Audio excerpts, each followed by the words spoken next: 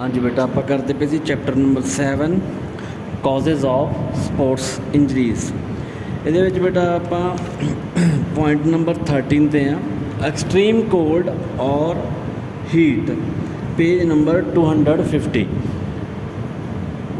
Temperature has a significant impact on the performance of athlete. भी temperature बहुत महत्वपूर्ण मतलब कि इंपैक्ट पाउंदा वा परफॉर्मेंस ते एथलीट दी। High temperature can cause various heat illness such as heat cramp, heat stroke.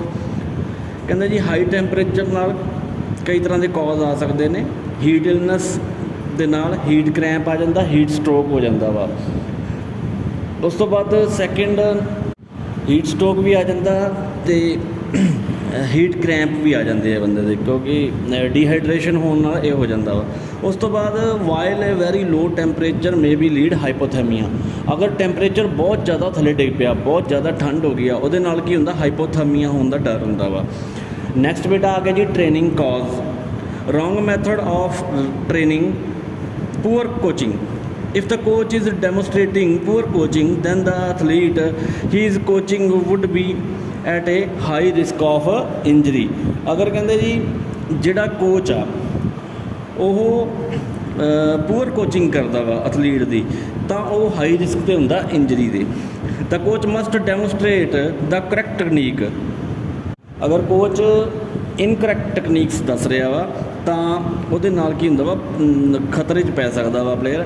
If he demonstrating incorrect technique then the could be endanger him or others. ਇਹਦੇ ਨਾਲ ਕੀ ਹੁੰਦਾ, ਕਿਸੇ ਹੋਰ ਨੂੰ ਵੀ ਇਹ ਪ੍ਰੋਬਲਮਸ ਆ ਸਕਦੀਆਂ, ਖਤਰੇ ਵਿੱਚ ਪੈ ਸਕਦਾ ਵਾ ਕੋਈ ਹੋਰ ਵੀ ਇਨਕਰੈਕਟ ਟੈਕਨੀਕਸ ਦੇ ਨਾਲ। ਨੰਬਰ 15 ਹੈਗਾ ਜੀ lack of proper supervision. Lack of proper supervision can result in training component like volume inadequate load for the players.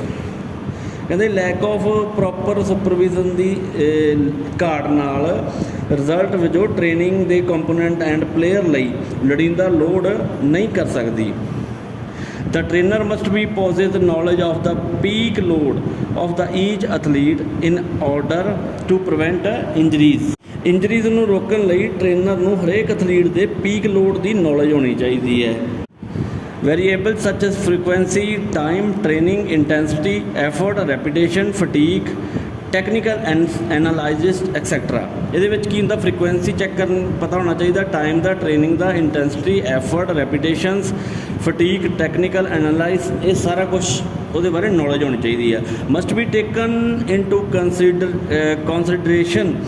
If these variables are not taken care of they can lead to injuries। ਜੇ ਇਹਨਾਂ variables ਦਾ ਧਿਆਨ ਨਹੀਂ ਰੱਖਿਆ ਜਾਂਦਾ ਤਾਂ injuries ਹੋ ਸਕਦੀਆਂ ਹਨ। ਨੈਕਸਟ ਆ ਗਿਆ ਜੀ lack of psychological preparation. Several psychological issues including stress, anxiety, depression, eating disorder and substance use disorder can be lead to injury in a player.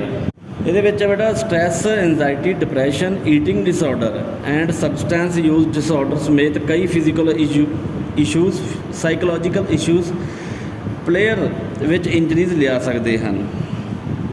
Lack of psychological preparation be a entering the player field puts the athletes to be a risk to injuries.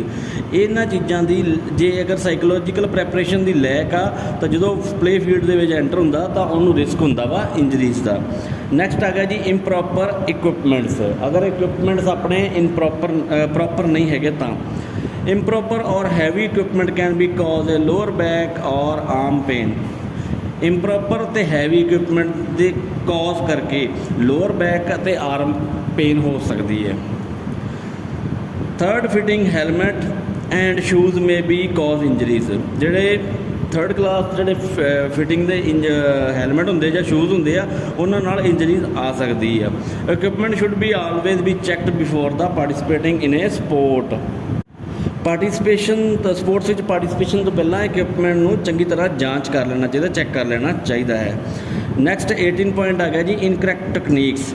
Incorrect techniques can cause sporting injuries and not only you could get acute injuries but you could also building up on a chronic injuries।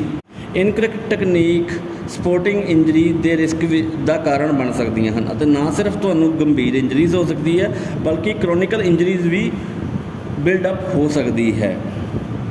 Having a repetitive action of the incorrect technique could be cause local tissue damage।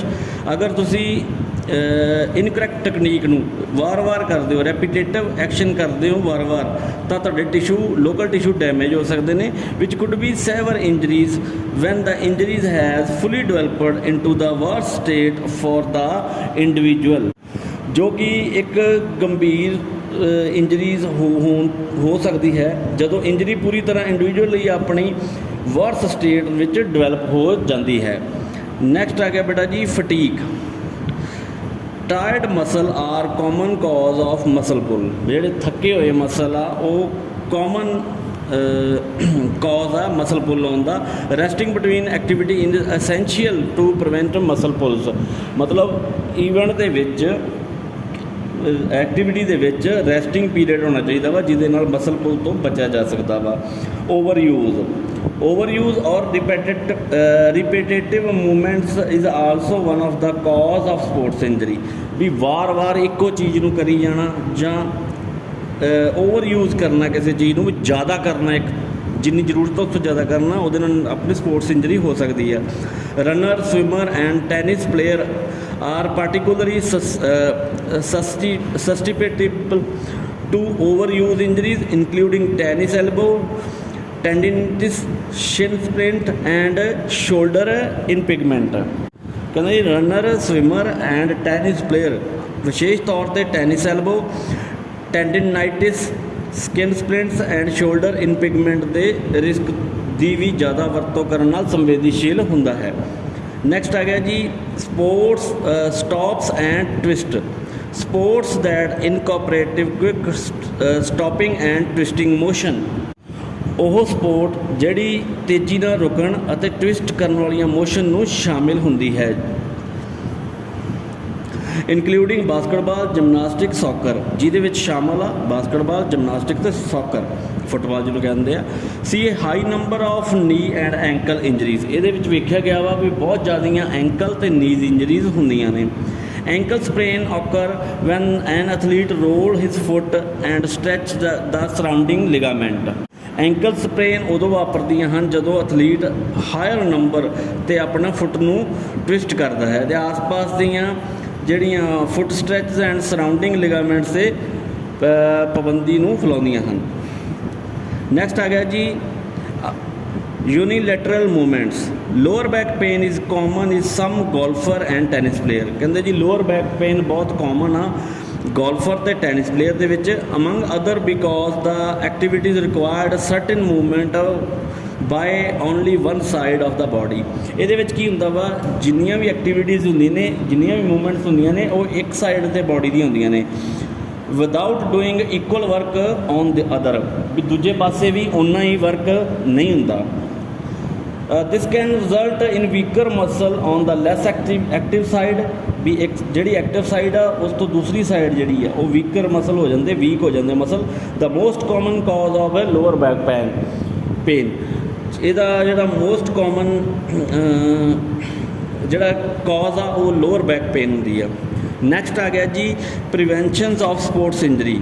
ਕਿਵੇਂ ਬਚਿਆ ਜਾ ਸਕਦਾ sports injury ਤੋਂ। Exercise is a good for A body and with the proper precautions sports injuries can B often B ਪ੍ਰੀਵੈਂਟਡ। Exercise body ਲਈ ਚੰਗੀ ਹੈ ਅਤੇ proper precaution sports injury ਨੂੰ ਅਕਸਰ ਰੋਕਿਆ ਜਾ ਸਕਦਾ ਹੈ। All sports have a risk of injury. ਸਾਰੀਆਂ ਸਪੋਰਟਸ ਦੇ ਵਿੱਚ ਰਿਸਕ ਹੁੰਦਾ ਵਾ ਇੰਜਰੀਜ਼ ਦਾ। In a general the more contact in a sport the greater risk of a traumatic injury. ਉਹ ਗੇਮਸ ਜਿਨ੍ਹਾਂ ਵਿੱਚ ਆਮ ਤੌਰ 'ਤੇ ਕੰਟੈਕਟ ਹੁੰਦਾ ਹੈ ਉਹਦੇ ਵਿੱਚ ਟਰਾਮੈਟਿਕ ਇੰਜਰੀਜ਼ ਲੱਗਣ ਦਾ ਰਿਸਕ ਹੁੰਦਾ ਹੈ। ਮਤਲਬ ਕਿ ਦੁਖਦਾਈ ਜਿਹੜਾ ਬਹੁਤ ਜ਼ਿਆਦਾ ਪੇਨ ਹੁੰਦੀ ਹੈ ਉਹਦੇ ਵਿੱਚ। However, most injuries in young athletes are due to overuse। ਜ਼ਿਆਦਾਤਰ ਜਿਹੜੀਆਂ ਇੰਜਰੀਜ਼ ਹੁੰਦੀਆਂ ਨੇ ਉਹ ਯੰਗ ਐਥਲੀਟ ਦੇ ਵਿੱਚ ਹੁੰਦੀਆਂ ਨੇ ਕਿਉਂਕਿ ਇੱਕੋ ਚੀਜ਼ ਨੂੰ ਜ਼ਿਆਦਾ ਪ੍ਰੈਕਟਿਸ ਕਰਦੇ ਨੇ, ਓਵਰ ਯੂਜ਼ ਕਰਦੇ ਨੇ, ਉਹਦੇ ਕਰਕੇ। Given below are some steps through which sports injuries can be prevented. ਅੱਗੇ ਕੁਝ ਸਟੈਪ ਦਿੱਤੇ ਹੋਏ ਨੇ ਜਿਹਦੇ ਨਾਲ ਆਪਾਂ ਇਸ ਸਪੋਰਟਸ ਇੰਜਰੀਜ਼ ਨੂੰ ਰੋਕਿਆ ਜਾ ਸਕਦਾ ਹੈ। ਹਾਂਜੀ ਬੇਟਾ।